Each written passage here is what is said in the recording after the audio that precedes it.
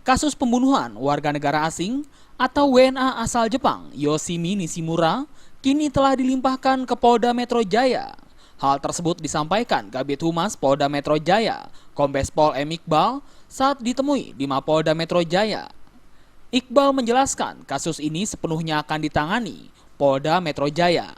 Untuk mencari pelaku, Polda Metro Jaya telah mengantongi identitas pelaku. Namun, M. Iqbal masih merahasiakan ciri-ciri pelaku. Menurut Iqbal, pihak kepolisian juga telah mengumpulkan barang bukti untuk mengungkapkan kasus ini. Ada beberapa petunjuk dan barang bukti yang sudah kita dapat. Dan mudah-mudahan doakan saja, tim sedang bekerja, sudah memfokuskan kepada orang-orang yang diduga kuat melakukan tindak pidana, dalam hal ini diduga kuat melakukan pembunuhan. Karena kita bisa lihat dari tanda-tanda kekerasan, ada bekas-bekas cekikan gitu ya, dan meninggal tidak wajar. Sebelumnya, seorang wanita warga negara Jepang, Yoshimi Nishimura, Senin siang ditemukan tewas membusuk di kamar apartemen Casablanca Grande, Tebet, Jakarta Selatan.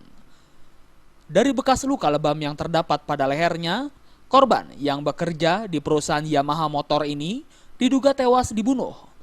Saat ditemukan pertama kali oleh pegawai apartemen sekitar pukul 9.30 waktu Indonesia Barat, jasad wanita warga negara Jepang dalam posisi terlentang dan ditutupi kain putih.